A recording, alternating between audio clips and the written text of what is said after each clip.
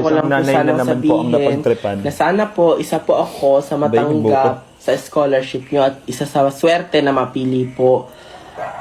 Pinapangako ko po na gagalingan ko po ang best ko dahil ang magulang ko po ay hirap na po sa pagpapaaral sa akin. Yung nanay ko po nagpapaligo lang po ng aso. Mama, paawa ka. Magpaawa ka kasi. Magpaawa ka. Paligo ng aso?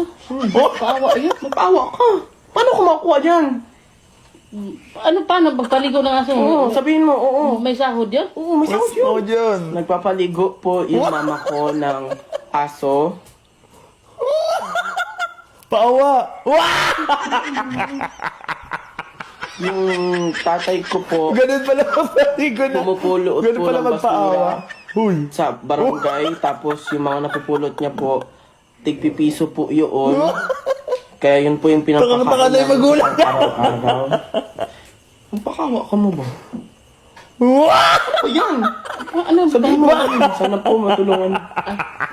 Sana Sana po po. matulungan. Magpaawa ka, ma. Tulungan. Ano, ikaw pa mag-aaral? Ay, sige. Sana po matulungan ng siya na kuha na yung scholarship. Tapos, Magpaawa ka kasi. Iyak, iyak, iyak. Iyak daw, iyak. Iyak.